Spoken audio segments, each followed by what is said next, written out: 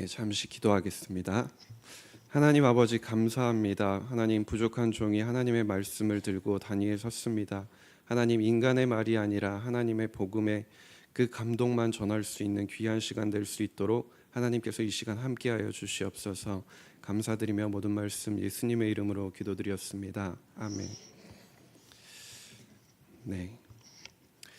지금으로부터 2000년 전인 1세기에 예수님 주변에 한 남자가 있었습니다. 이 사람은 예수님을 만나기 전까지 날이면 날마다 물고기만 들여다보며 살아가고 있었습니다. 그런데 그는 예수님을 만나면서 인생의 반전을 체험하였습니다. 예수님을 만나서 그분이 나를 따라오너라 라고 말씀을 하셨을 때 이분을 따라가야겠다라는 확신이 들었고, 그는 평소의 다혈질적인 기질대로 당장 생업을 버리고 예수님의 뒤를 쫓았습니다. 그는 베드로라는 기가 막힌 이름도 하나 없고 짜릿한 기적의 현장에서 반쯤은 주인공으로 참여하며 종종 예수님의 수제자라는 말도 듣고, 무엇보다 영생의 소망을 얻고 보니 인생의 행복이 한꺼번에 찾아오는 것 같았습니다. 그 사람이 우리가 너무나 잘 알고 있는 그 이름, 예수님의 수제자라고 불렸던 베드로입니다. 성도님들께서는 그 베드로를 어떤 사람으로 기억을 하고 계십니까? 그는 교회사에 있어서도 가장 중요한 인물로 꼽을 수 있습니다. 대표적인 사건으로는 3,000명이나 되는 군중을 한꺼번에 회개시키고 수많은 사람들을 그리스도 앞으로 초대하여 초대교회의 기초를 쌓은 사람으로 평가받고 있습니다. 그리고 그는 심지어 가톨릭에서는 초대교황으로까지 추대된 인물이었습니다. 우리가 소위 위대한 사역자 그리고 믿음의 사람으로 기억하고 있는 베드로가 예수님을 만난 직후부터 3,000명을 회개시키고 그리스도 앞으로 초대하는 삶을 살아갈 수 있었을까요? 그는 예수님의 부르심을 받아 예수님의 제자가 된 후로부터 마음 가운데 아무런 의심과 갈등이 없이 흔들리지 않는 믿음을 가지고 예수님을 바라보고 예수님만을 의지하며 살아간 사람이라고 볼 수 있을까요? 우리가 아는 베드로의 모든 인생의 여정이 순탄하고 굳건한 믿음의 사람으로 그 모습만 우리에게 보여주었을까요? 사랑하는 성도님 여러분, 왜 오늘 이 예배의 자리에 나오셨습니까? 한 분 한 분이 하나님을 만나고 하나님의 부르심에 순종함으로, 감사함으로 지금 이 자리에 나와 계신 줄로 압니다. 하나님께서 우리를 자녀 삼아 주시겠다라고 불러주시고 우리는 그 부르심에 감사함으로 하나님을 아버지라 부르면서 우리가 이 예배의 자리에 나올 수 있었던 것입니다. 그런데 우리가 인격적으로 하나님을 만난 후, 하나님이 살아계심을 경험한 후 우리의 마음 가운데 갈등이나 의심, 망설임이나 불안함이 전혀 없는 삶을 살아갈 수 있었을까요? 저도 모태신앙으로 태어나서 어려서는 부모님의 신앙의 테두리 안에서 자라왔습니다. 잠깐 말씀드렸다시피 어려서 죽을 고비를 서너 차례 넘기면서 부모님께서는 저를 살려주시고 지켜주신 하나님께 감사하는 마음과 그리고 제가 하나님을 위해 평생을 살아가길 원하시는 마음이 커지셨을 겁니다. 그러나 어린 시절의 저에게는 그런 확신은 없었습니다. 초등학교 고학년 때 수련회에서 기도를 하는 중에 하나님을 인격적으로 깊이 만나게 됐습니다. 그 당시에는 가슴에 뜨거움을 느꼈고, 그리고 하나님께 온전히 순종하며 살겠다고, 하나님을 위해 내 남은 삶을 다하여 살아가겠다고 고백하였습니다. 그렇다면 그 후 저의 인생이 흔들림이 없는 삶이 되었을까요? 저의 마음 가운데 일말의 갈등과 의심이 전혀 없는 삶을 살았을까요? 그러나 저도 하나님을 만난 후로 지금까지, 아니 오늘도 여전히 수많은 갈등을 가지고 살아가고 있습니다. 제가 제 자신을 돌아보면 신앙생활을 하면서 하나님을 믿는다고 입술로 고백을 하는데도 불구하고 마음 가운데 그리고 삶 속에서 갈등을 하고 있다는 것 자체가 믿음이 없는 것처럼 느껴질 때도 있었습니다. 그 중에 제가 가장 많은 갈등을 겪었던 시기는 저의 20대 후반에 하던 공부를 제가 내려놓고 신학의 길로 접어들던 순간이었습니다. 그 당시에는 너무나 많은 갈등이 있었고 그 갈등들은 매일 매순간 저를 채찍질하고 저를 찔렀습니다. 내가 과연 그 길을 갈 수 있는 것인가? 세상적으로 실패해서 회피의 수단으로서 그 길을 가려고 하는 것이 아닌가? 정녕 하나님의 부르심에 확신하고 있는가? 하나님의 부르심에 확신한다면서 너의 삶은 왜 아직도 그 모양이냐? 왜 조금 더 일찍 하나님의 말씀에 순종하고 하나님의 부르심에 순종하지 못했는가?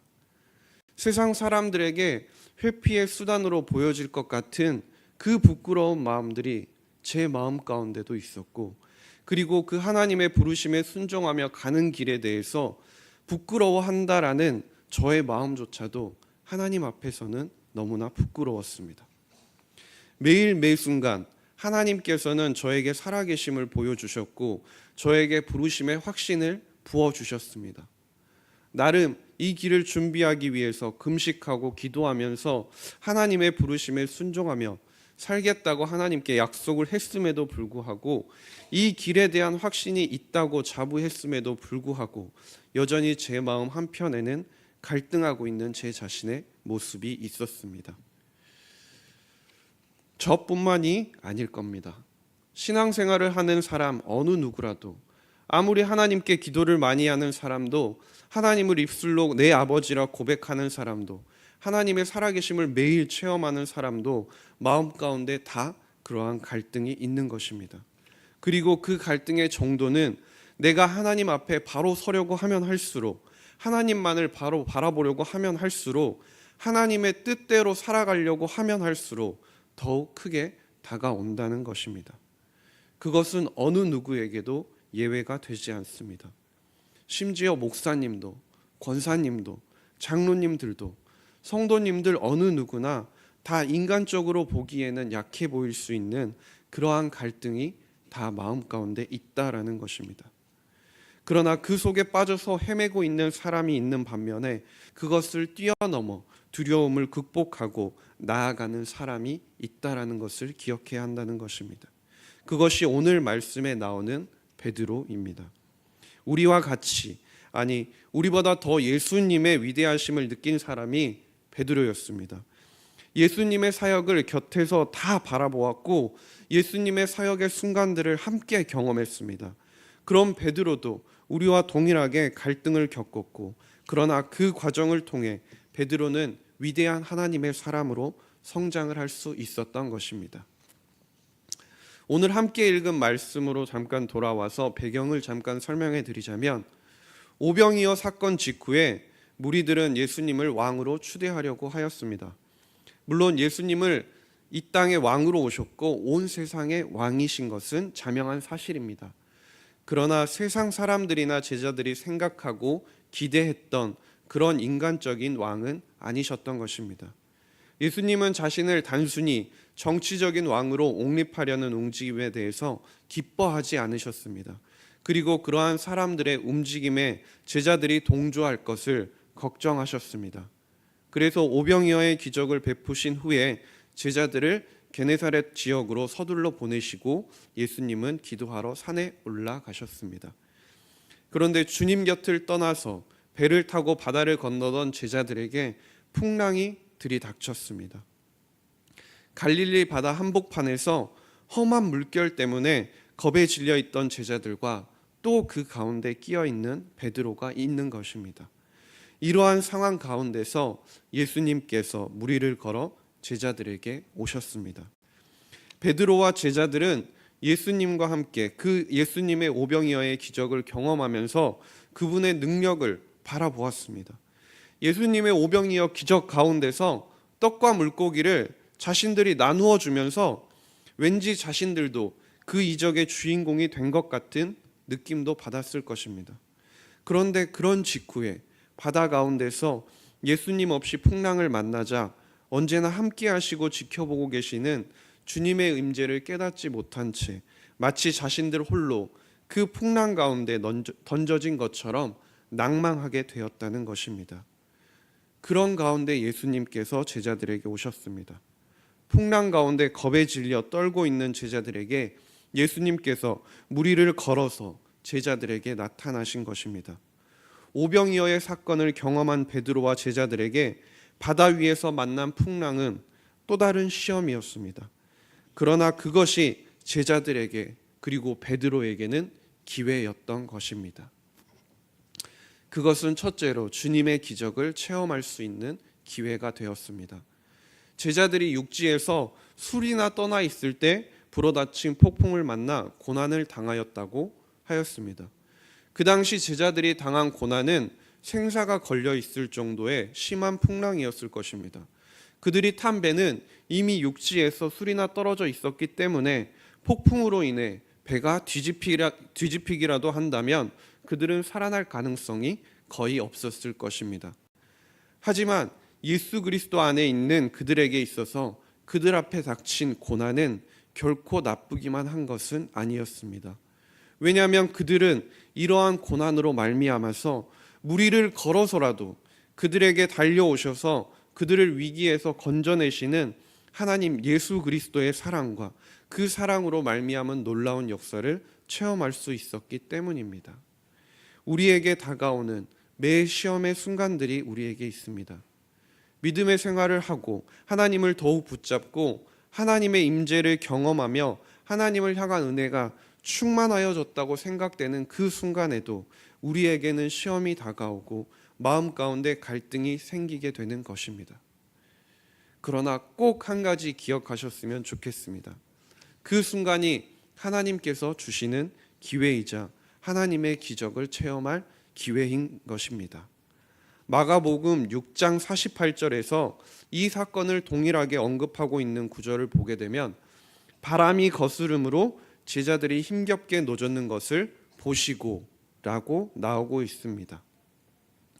예수님께서 제자들이 어려움을 당하고 있는 것을 다 보고 계셨다는 것입니다. 예수님께서 산 위에 올라가서 기도를 하시는 중에도 제자들이 풍랑 가운데 고난을 당하고 있다는 것을 너무나 잘 알고 계시고 보고 계셨다라는 것입니다. 예수님은 언제나 그것처럼 우리가 당하는 고난의 현장을 지켜보고 계시다라는 것입니다. 그렇기 때문에 우리에게 있어서 고난이라는 것이 언제나 나쁘기만 한 것은 아니라는 것입니다.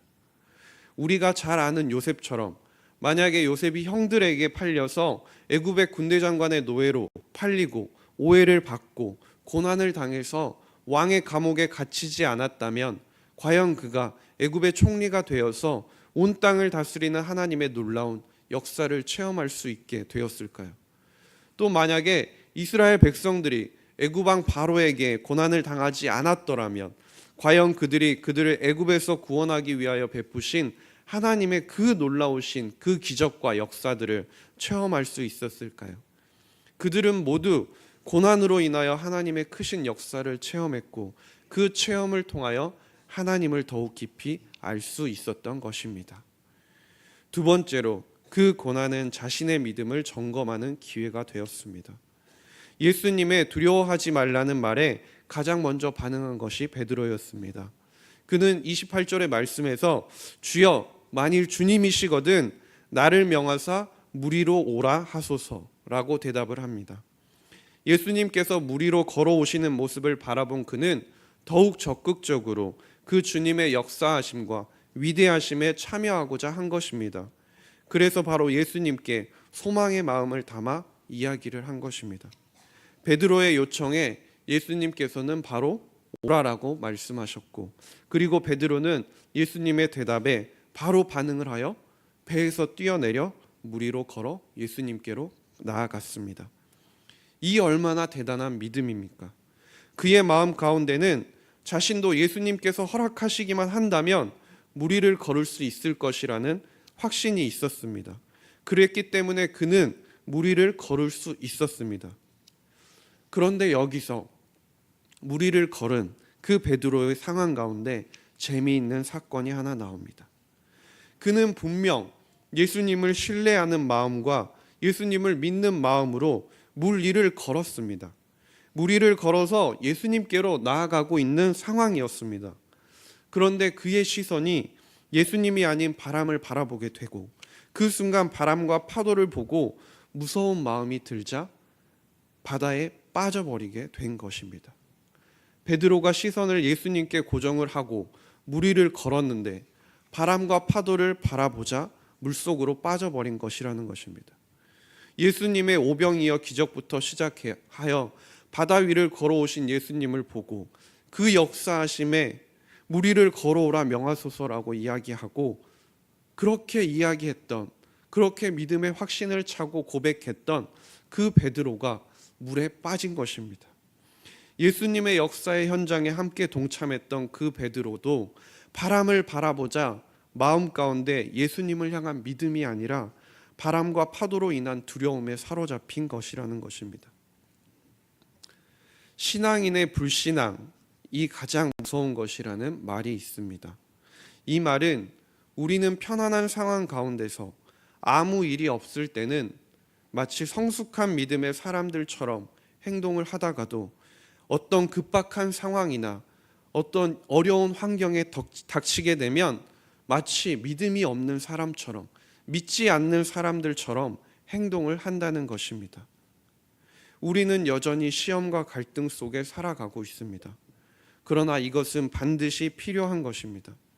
하지만 우리는 어쩌면 이러한 갈등을 피하려고만 하고 있는지 모릅니다. 바람과 파도가 보이면 물에 빠지더라도 그것을 헤치고 나아가야 하는데 그러한 갈등 상황이 다가오면 피하려고만 한다는 것입니다. 베드로는 바람과 파도를 보고 겁을 먹어 물에 빠지는 순간에도 주님 앞에 순종함으로 파도를 헤쳐 나아갔는데 우리는 순종을 한 후에 오는 갈등이 더욱 크다라는 것을 기억하면서 우리는 예수님이 구주임을 고백하면서도 삶의 현장 가운데서 그 예수님 가운데 오는 갈등을 피하려고 하지 않고 맞서는 우리가 돼야 된다라는 것입니다. 그리고 그렇게 맞설 때 베드로가 만났던 바람과 파도 뒤에서 손을 내밀고 계시던 예수님처럼 우리가 만나는 시험과 갈등 너머에서 주님의 은혜가, 주님의 축복이 기다리고 있다는 것입니다. 주님이 손을 내밀고 우리를 기다리고 계시다는 것입니다. 우리가 갈등이 깊어지는 곳에 그 깊은 은혜가 더욱 흐르고 있다는 것을 기억하시길 간절히 바랍니다. 갈등과 고난의 상황에서 나의 마음과 믿음을 점검하고 나는 할 수 없으나 하나님은 하실 수 있다는 것을 우리의 입술로 고백하며 주님 앞에 나아갈 수 있기를 간절히 소망합니다. 세 번째, 주님의 구원을 체험하는 기회가 되었습니다.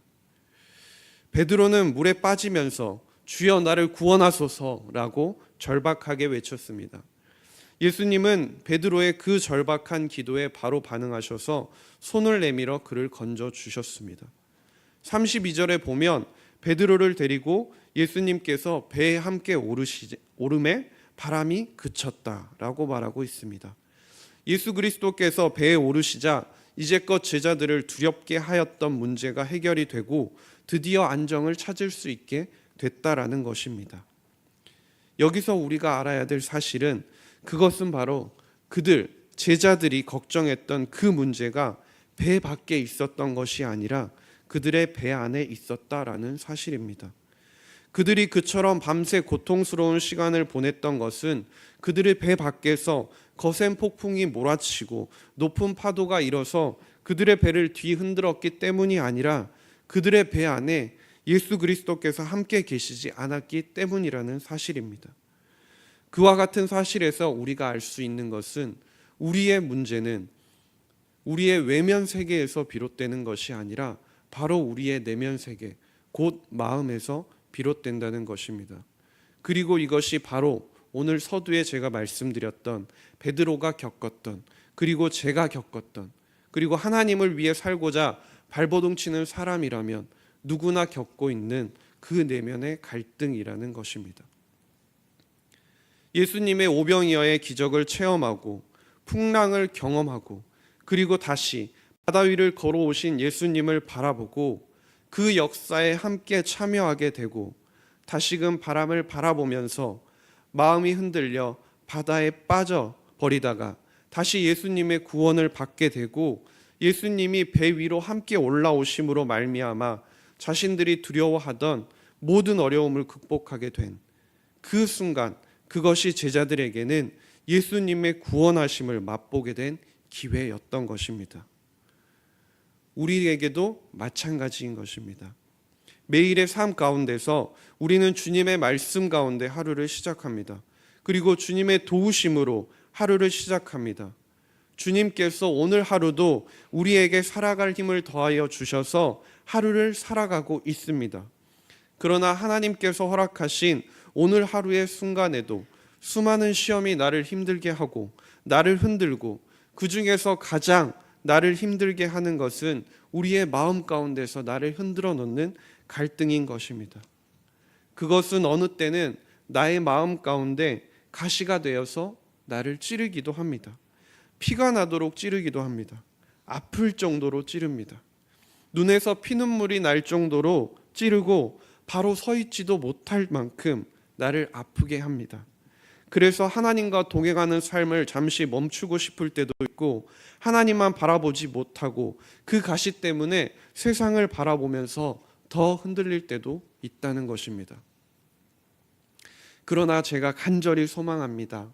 우리의 마음 가운데 그렇게 불쑥불쑥 튀어나오는 그 갈등은, 그리고 그 갈등으로 인하여 올라오는 우리를 찌르는 그 가시는 축복이라는 사실을 기억하시길 바랍니다. 왜냐하면 그 가시를 통해 우리의 믿음을 점검할 수 있기 때문입니다. 나를 하나님 앞에 내려놓을 수 있기 때문입니다. 하나님만 바라보게 하기 때문입니다. 하나님의 능력만이 나를 살릴 수 있다는 것을 고백할 수 있기 때문입니다. 하나님의 그 구원하심을 체험할 수 있기 때문입니다. 그렇기 때문에 그 갈등으로 인한 그 가시는 우리에게 축복인 것입니다. 3,000명을 주님 앞으로 돌아오게 했던 베드로도 하나님께 위대하게 쓰임을 받기까지 수많은 갈등이 있었습니다. 그는 자만하며 육적인 생각을 가지고 예수님을 심지어 3번 배신하기까지 하였습니다. 그러나 그는 갈등의 상황 가운데서 가시가 자신을 찌름에도 불구하고 자신의 나약함을 주님 앞에 내려놓고 하나님을 붙잡음으로써 하나님께 귀하게 쓰임받을 수 있는 사람으로 만들어져 갔습니다. 고린도후서 12장 7절의 말씀을 보면 여러 계시를 받은 것이 지극히 크므로 너무 자만하지 않게 하시려고 내 육체의 가시 곧 사탄의 사자를 주셨으니 이는 나를 쳐서 너무 자만하지 않게 하려 하심이라. 바울 사도도 하나님께 가시를 받았습니다. 그리고 그 가시를 없애달라 하나님께 기도하였지만 하나님께서는 약한 그때의 강함이라고 말씀을 하셨습니다. 바울 사도에게 있어서 가시란 아픔이었습니다. 그리고 그게 없어도 되는 것 같이 생각이 됐고 내가 생각했을 때는 없으면 좋겠는데 그 가시가 나를 매일 찌르고 있는데 하나님께서는 그것이 필요하다라고 바울 사도에게 말씀하신 것입니다. 그리고 그 가시가 있음에 우리가 하나님을 바라보고 하나님을 붙잡게 되는 것입니다. 사랑하는 성도님 여러분, 우리 안에 갈등이 모두 존재한다는 것, 갈등이 있다는 것을 인정해야 합니다. 그리고 우리도 흔들릴 수 있다라는 것을 인정해야 합니다. 나는 절대 아니다 라는 것은 없습니다. 우리가 우리의 약함을 인정하게 되면 신앙이라는 것 자체가 나에게 짐이 되고 나를 무겁게 만들고 나를 힘들게 하고 나를 아프게 하는 것이 아니라 내가 예수님으로 말미암아 행복해지게 된다라는 것입니다.